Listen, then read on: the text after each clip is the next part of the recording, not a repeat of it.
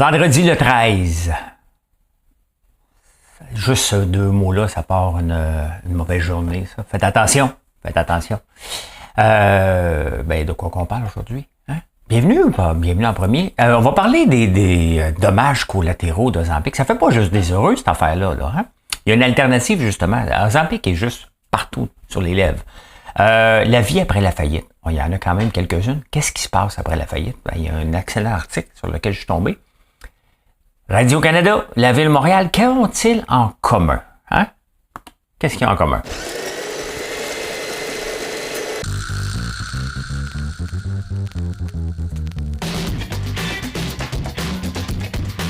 C'est le moment pour faire un like, puis vous faites ça bien.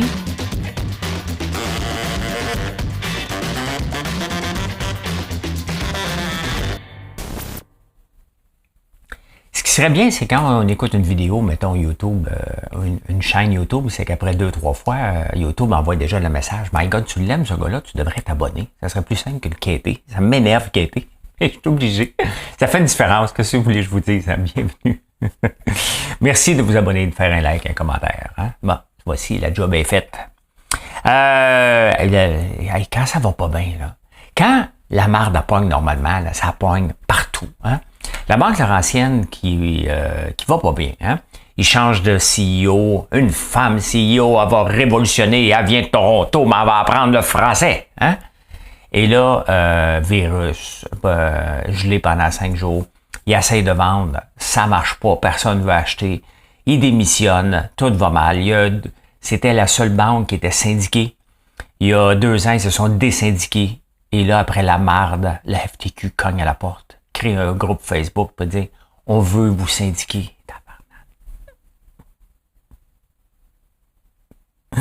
Imagine-toi, là, t'es le dirigeant là, de la Banque Laurentienne, là, tu sais. Et t'es pogné là-dedans. Tu fais « Qu'est-ce que j'ai fait? » Fais pas ça. Moi, je visais la Banque Royale, puis je me ramasse à la Banque Laurentienne avec toute cette merde-là. Mais qu'est-ce qu'ils veulent, la FTQ? Des fois, les syndicats, j'ai comme l'impression qu'ils disent, moi, là, moi, te régler ça, là. Pas capable de vendre, là. Moi, te régler ça, moi. Moi, te régler ça, moi, m'enfermer, moi. M'enfermer. Moi, aller à syndiquer, tu vois, m'enfermer, moi. Après ça, je vais mettre ça sur le dos des actionnaires, les maudits riches, hein. D'ailleurs, c'est drôle, il y a un rapport qui sort ce matin sur les inégalités, hein. Les plus riches se sont enrichis, les plus pauvres se sont approchés, les différences. Là, c'est là que ça diffère. Hein. Dans un journal, presque pas de différence. Dans 2 autres journaux, l'inégalité, c'est élargi. D'ailleurs, je fais une parenthèse là-dessus. Là. Parlant d'inégalité, c'est pas parce que les CEO, mettons, gagnent beaucoup que ça veut dire que l'employé gagne moins. Hein. Ça ne compte pas pour moi. Là, on parle des grandes entreprises. Là. Moi, je gagne pas une scène. Mon entreprise n'est même pas capable de me payer encore. C'est de ma faute, je fais trop des bons prix. Mais c'est parce que je fais des bons prix. Puis ça, le mot se passe. Hein? Comme quoi, je suis vraiment pas cher. Je suis pas cheap. Il n'y a aucun détail de qualité. Ce que je suis en train de bâtir, c'est une entreprise pour le long terme. Hein? Donc, je suis pas en train de ramasser des profits sur un petit nombre de clients. Je veux le maximum de clients. Je veux que le mot se passe, qu'on vende de la qualité, qu'on livre rapidement aussi. Donc, voilà. Hein? Voilà. Ben, c'est ça. La Banque Laurentienne, ils veulent se resyndiquer. Là, ça va pas bien. Il y a un projet de loi en cours. Il y en a tellement de projets de loi, là. Et c'est drôle parce que cette semaine, au débatteur, on a parlé de arrêter de fumer. Normalement, moi, je suis contre l'intervention de l'État. Hein? Mais pour fumer, je suis un peu comme l'Angleterre, qui dit qu'après 2009, ben tu ne pourras plus fumer, puis tout le monde qui est né après 2009 ne pourra plus fumer à vie. Hein? Je trouve que c'est un bon projet de loi. À un moment donné, il faut essayer de forcer les gens à pas fumer. Ça donne rien. Là. Cependant, la gestion de l'offre, c'est des lobbyistes extrêmement puissants au Canada. Hein? Et eux autres ont réussi à mettre une loi en place. Ils ont dit, écoute bien, là, on a plein notre casse que vous négociez sur notre dos. Donc, à chaque fois qu'on fait une entente avec des pays, ben la gestion de l'offre en prend un coup, hein, tout le temps, parce qu'on a des grosses marges. Et on le voit, hein? Regardez, le prix du beurre a baissé 33%. Ici, on va l'augmenter. Donc, vous voyez comment on vit en vase clos. Là, ils ont dit, là, c'est fini. Hein? Tout ce qui est gestion de l'offre au Canada, vous allez mettre ça dans un projet de loi, puis jamais plus, pour le restant de nos jours, vous allez négocier ça. Imagine-toi, c'est en train de passer.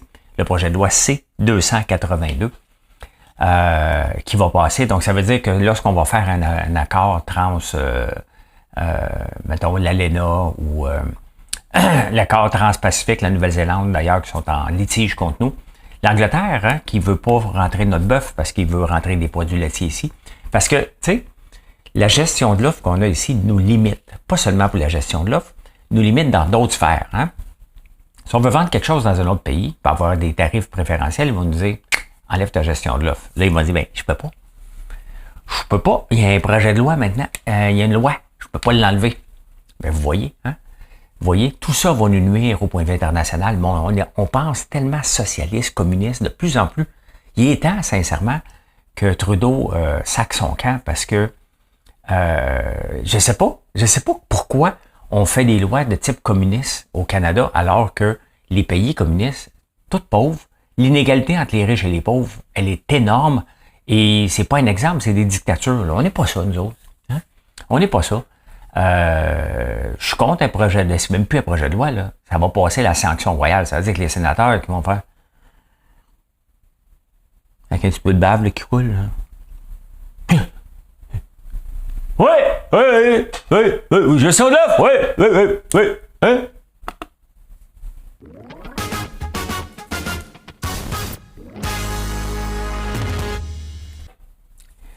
J'aimerais ça essayer ça d'être sénateur. Peux-tu essayer ça?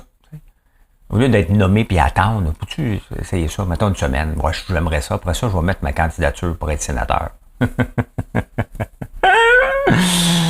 Radio-Canada, Ville de Montréal, qu'ont-ils en commun? Les deux doivent trouver 100 millions. Un 115, l'autre 100. Hein? Radio-Canada, c'est fait fadique. Là, c'est dit, là, il faut que tu fasses des compressions. Hein? Et la Ville de Montréal aussi, mais ils sont fantastiques. Hein? Ils sont fantastiques. Ils ont dû avoir un comité d'experts dans les deux places qui a dit, quand on va te faire un package deal, hein? C'est peut-être McKenzie qui est derrière ça. Les deux ont été obligés de trouver de l'argent. Où qu'on trouve de l'argent? On n'embauche pas. Un gel d'embauche. Voici les compressions. Une compression, un gel d'embauche, c'est juste la logique. Hein? Pensez-vous que dans une entreprise comme moi, il n'y a pas de gel d'embauche aussi? N'importe quelle entreprise? Oui. J'ai pas un gel d'embauche, moi. Mais interdiction d'embaucher supplémentaire tant que je suis pas capable d'améliorer, je suis en mode amélioration des processus.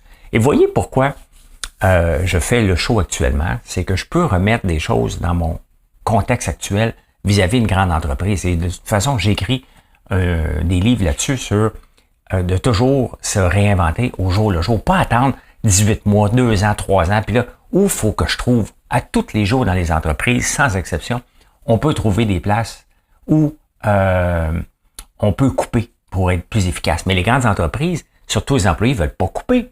Si tu coupes un employé, tu vas peut-être perdre ton poste de futur vice-président exécutif parce que tu vas avoir atteint le nombre d'employés minimum pour pouvoir avoir un poste supplémentaire. Il y a ça, les grandes entreprises. Hein? Mais regardez, moi non plus, j'embauche plus.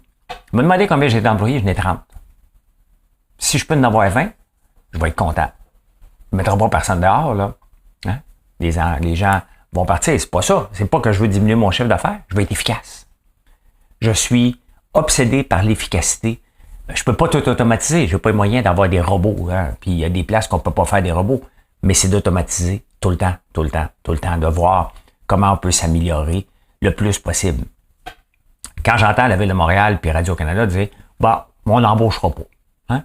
Il y a des choses qu'on ne pourra pas faire, on ne peut pas embaucher, sincèrement. Pensez-vous que dans la Ville de Montréal, on ne peut pas trouver sur un budget de combien? 4,5 milliards, on ne peut pas trouver 100 millions comme ça? En temps de le dire. Hein? Si t'es cassé, là, comme la Ville de Montréal a dit, elle va nous augmenter les taxes encore de 5-6%. Si t'es cassé, tu ne transformes pas le Mont-Royal à 90 millions. Tu donnes pas des passes gratuites de 42 millions aux aînés. Tu donnes pas des cadeaux pour les nouveaux bébés. Y a-tu quelqu'un qui a demandé, je veux avoir un cadeau parce que je veux avoir un bébé? Ça va t'amener des nouvelles familles à Montréal? Non. C'est quoi le but de ces mesures-là quand t'es cassé? Hein? À quel moment on a rationalisé la Ville de Montréal? Si tu es cassé comme un clou, comment ça se fait que tu vas donner 21% d'augmentation à tes policiers? Ah, ils méritaient? T'es cassé! Non, je suis pas fâché, mais ça m'enrage. T'es cassé. Hein? À un moment donné, il faut t'expliquer à tous tes employés, regardez, là, hein? On vous a tout donné, là. Vous êtes les mieux payés dans le monde. On peut plus vous en donner. On vous en a trop donné, là, c'est assez. Faut couper maintenant. C'est possible? La réponse est oui. Hein? Quand tu es un gestionnaire, tu fais ça. Annoncer qu'on ne donnera pas, on n'embauchera pas personne, Saint-Cyboire, êtes-vous en train de rire de moi? C'est pas une annonce, ça. Quoi d'autre? Gel d'embauche. C'est parce que la Ville de Montréal dépend, entre autres, de la taxe de bienvenue. Hein? Eux autres, ce qu'ils veulent, c'est qu'on achète et qu'on vende la maison. Reste le moins longtemps possible. Combien de temps tu veux rester? Moins possible. Moins possible. À quel moment qu'on peut te revoir? Tu sais, quand tu achètes une maison puis le notaire dit bienvenue, voici les clés. Voici les clés. Ne les perds pas. Sur le pont des souvenirs. Ah On sait jamais. Ça peut servir. Mais eux autres, les clés, là, ils veulent que ça tourne. Hein? Ah ouais, viens. On va avoir une taxe de bienvenue. Hein? On veut ramasser. Quand tu dépends des taxes de bienvenue, quand tu dépends, il y a moins de tickets. Hey, attendez-vous.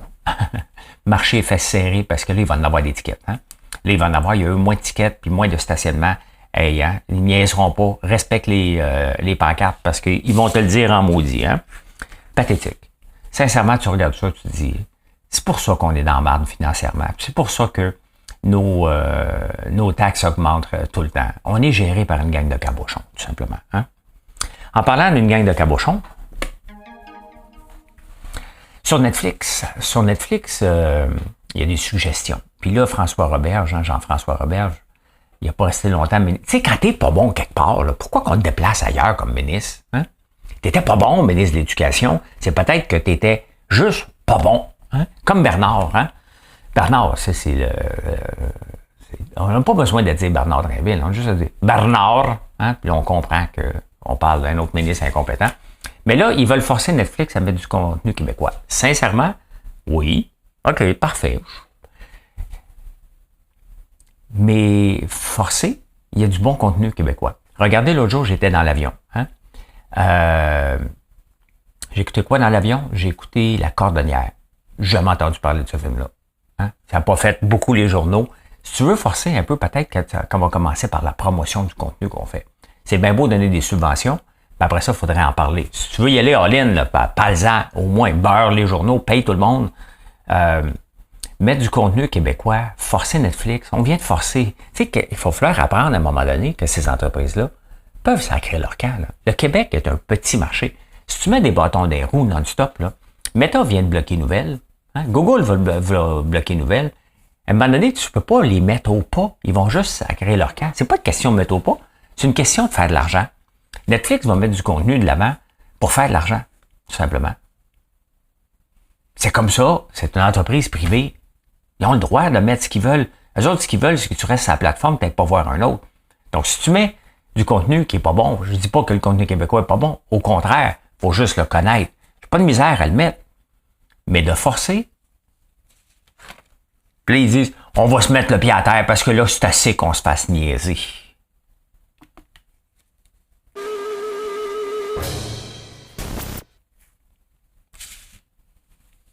Qu'est-ce qui arrive après une faillite?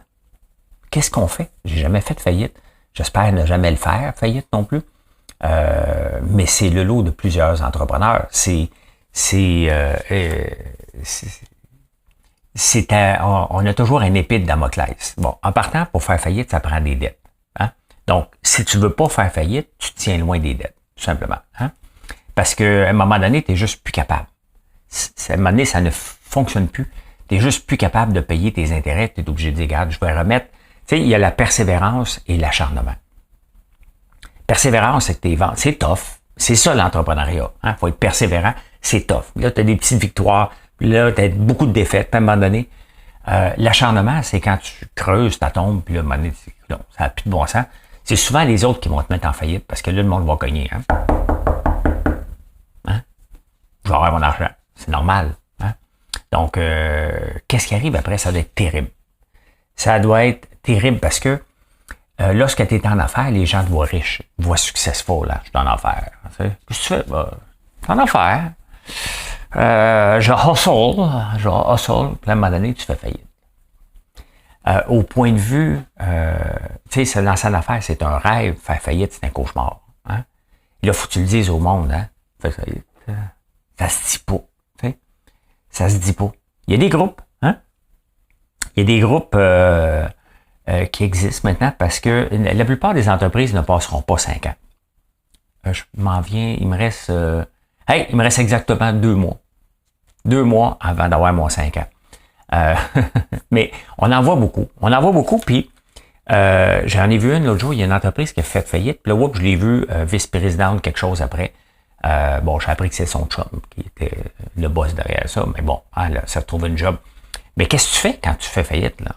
Tu sais, faut que tu gagnes ta vie. Regardez, puis je veux pas tourner le fer dans la plaie, là, mais Juliette et Chocolat, qu'est-ce qu'elles font après? Là, dites-moi pas qu'ils s'en sont mis plein les poches puis ils ont lavé. Puis il y en a d'autres qui reviennent, hein, qui font des fausses faillites, ça existe. Il y en a quelqu'un quelque part, là. Il y en a qui font ça aussi. Mais comment tu te retrouves au job? T'sais? Mettons dans l'entrevue d'embauche, là. Puis, qu'est-ce que tu as fait dans les dernières années, toi? T'es en affaires. Ben, comment ça fait que t'es pas en affaires? Faites faillite. T'en viens directeur des finances. Ça se peut que ça passe pas. J'imagine que ça va être épouvantable. Hein? Mais on va en voir. Puis, sincèrement, ayez de l'empathie. Ayez de l'empathie. Ces gens-là ont essayé un rêve qui a mal tourné. Hein? Mal tourné pour plusieurs raisons. Et c'est pour ça que je dis, quand se lancer en affaires, c'est tellement un parcours qui est difficile que si on peut se tenir loin des dettes, ben vous mettez les chances peut-être de mettre la clé dans la porte, ce qui est possible. Tu peux dire, hein, ça se dit. J'ai essayé, mais à un moment donné, il fallait que je me rende à l'évidence. Blâme pas le gouvernement, ça non plus, c'est pas winner. Qu'avant de faire faillite, là, tout simplement. Hein? Puis des fois, on peut s'en rendre compte de dire, regarde, je vais arrêter ça, moi juste finir à zéro. J'empocherai pas les milliards que je devais avoir, mais au moins ça va se terminer. Hein?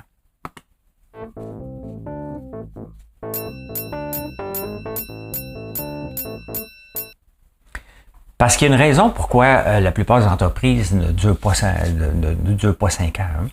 C'est que la plupart du temps, il n'y avait pas vraiment un problème à régler. Parce que lorsque tu te lances en affaires, normalement, il y a une opportunité qui se présente ou tu essaies de régler un problème dans un marché. On s'entend, là, moi, je ne règle pas de problème. Hein? Mais il y avait une opportunité, par contre.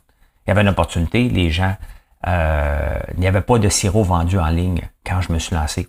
Autant qu'aujourd'hui. Il y en avait, c'était marginal. Maintenant, c'est assez commun. Là. Vous pouvez acheter votre sirop à peu près partout. Là.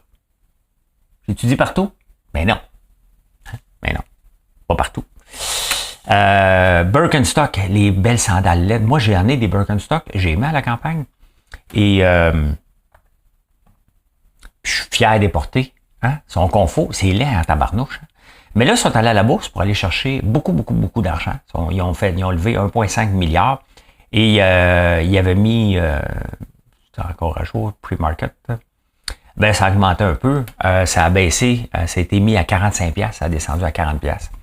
Et je ne sais pas pourquoi les gens se lancent sur les stocks la première journée. Hein. C'est juste parce qu'ils pensent tout le temps, ça s'en va à 50$, à 60$, puis ils pensent que ça va être la folie. Ça a déjà été la folie dans le temps des SPAC. Mais là, à un moment donné, c'est juste des sandales. Et ils ont mis le prix trop élevé. Hein? Ça peut dégringoler à beaucoup. Parce que lorsqu'on met un prix de base, c'est qu'on va aller chercher des fonds. C'est-à-dire, OK, nous autres, on veut avoir une valorisation de 8-9 milliards. On met le prix en conséquence avec le nombre d'actions. Et les gens vendent. Mais qui vend alors que tu as payé peut-être 45$? Pourquoi tu le vends à 40$? Pourquoi tu t'es lancé là-dedans? C'est pas... je comprends pas. Hein? Je comprends pas ça. Je ne comprends pas la nature humaine à l'occasion, surtout dans les bourses. Regardez ici, je vous montre n'importe quoi, mais j'ai pris ZDV, la Banque de Montréal. J'aurais pu prendre n'importe quel. C'est un fonds de dividendes. Les fonds de dividendes, les stocks de dividendes ont pris toute une débarque. Hein? Toute une débarque. J'en ai des stocks de dividendes donc, qui payent à moyenne 3%, 4%. C'est pas beaucoup, mais avec la montée des taux d'intérêt, pourquoi investir à la bourse dans un stock, mettons, comme Coca-Cola, qui a pris une maudite débarque, là. qui va te donner un 3% de rendement par rapport aux dividendes. Là, on parle des grands fonds. Hein. C'est pas en achetant 500 actions que tu vas vivre des dividendes. Mais il y en a qui peuvent vivre des dividendes quand tu en achètes beaucoup. Et d'actions. Sauf que pour en vivre, mettons, tu voudrais tirer un salaire de... Il faudrait que tu ailles à peu près... Si tu as un salaire de... mettons 40 000 $ de dividendes, juste avec une action comme Coca-Cola, supposons, tu aurais besoin d'avoir à peu près 25 000 actions à 60 $. On parle à peu près de 2 millions que tu aurais besoin. Donc, 2 millions pour avoir un salaire de 40 000. Pourquoi le faire quand tu peux prendre ton 2 millions? Risquer que ça baisse? Tu prends ton 2 millions, tu l'envoies à la banque, tu as exactement la même chose. Donc, c'est ça qui est arrivé avec l'augmentation des taux d'intérêt. Les stocks de dividendes ont pris une débarque. Mais regardez, ça, c'est depuis le 6 mois. Si on regarde un an, c'est assez stable depuis un an. 3 ans, ben regardez, ça fait du surplace aussi comme le reste depuis 2021. Sur 10 ans, ben, c'est une belle progression. Sur 10 ans, il y a eu un petit crash lors du début de la pandémie. Mais là, c'est le retour. Regardez, depuis un mois, ils reviennent, les actions. Parce que là, le monde a dit, OK, parfait, les taux d'intérêt sont stabilisés et il y a eu des bargains. Hein? Il y a eu des bargains. Je ne vous dirai pas quoi acheter, là, c'est votre responsabilité. Mais mettons une action comme Coca-Cola qui a monté à 66, en vaut 54 aujourd'hui. PepsiCo a diminué beaucoup.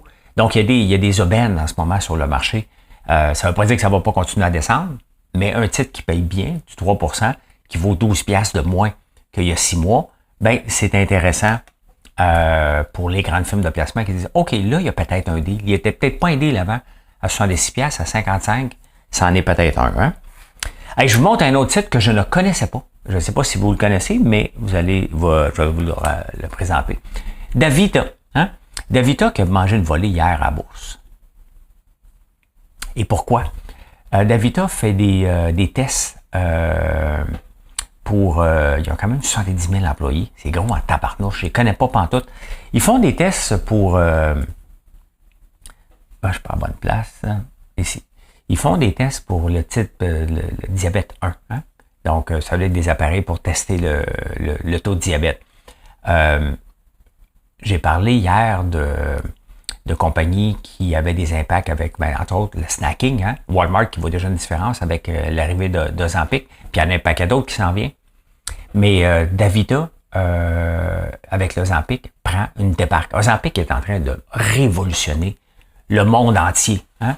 L'industrie du snack, l'industrie de tout ce qu'on avait fait à côté pour contrôler ou, en tout cas, diagnostiquer le diabète de type 1.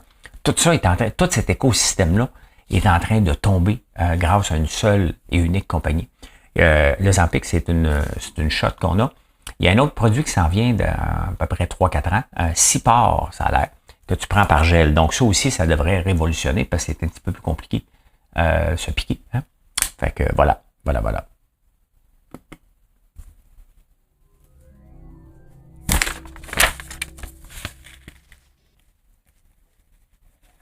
Ah ben, tabarnouche, hein? On n'est pas cheap quand on reçoit la visite, hein? Une étude de 2000 personnes ont demandé quel est le prix moyen de la bouteille de vin que tu t'achètes quand tu es seul ou avec ta conjointe ou conjoint, hein? Ou tes conjoints ou tes conjointes ou, vous comprenez le principe. J'essaie d'inclure tout le monde, qu'est-ce que vous voulez que je vous dise? Moi aussi, je suis inclusif. Versus quand tu reçois de la visite ou quand tu t'en vas en visite, ben le prix tombé, hein? En moyenne, quand tu t'achètes une bouteille de vin, c'est à peu près 14 $ qu'on va payer, 14-15 $. Et quand on reçoit de la visite, on va monter ça à 20 $, 21 $ la bouteille. On veut pas se faire dire qu'on est cheap, hein?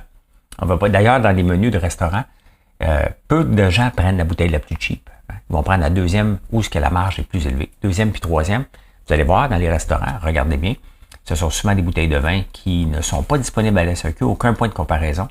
Mais tu ne vas pas prendre la première, que tout le monde connaît. Et là, tu ne vas pas passer pour un cheap, tu vas prendre la deuxième ou la troisième. À partir de maintenant, je vais juste prendre la première. Hein? Voilà. Ben, j'ai parlé de Zempic. Hein? Ah, non, il y a d'autres solutions. C'est pas juste d'autres médicaments. Le fameux fromage cottage, hein, qui ressemble, selon une diététicienne, le fromage cottage ressemble à de la cellulite, goutte du lait oublié au soleil pendant une semaine. a le vent dans les voiles. La génération Z a attaqué TikTok avec le fromage cottage et 450 millions de views pour perdre du poids. C'est très keto. Hein? Quand tu fais keto, tu manges beaucoup de fromage cottage. J'en mangeais beaucoup. Ça fait longtemps que j'en mange plus. Il faut toujours que je prenne une petite pilule. Je suis intolérant au lactose. Donc voilà, hein, si tu peux pas avoir Ozempic, relance-toi sur le fromage cottage. Il en manque partout mondialement. Donc voilà. Eh bien, c'est comme ça que j'ai vu l'actualité. Je peux dire ceci. Merci d'être là. Venez nous voir sur françoislambert.one. O-N-E. Bye, bonne journée.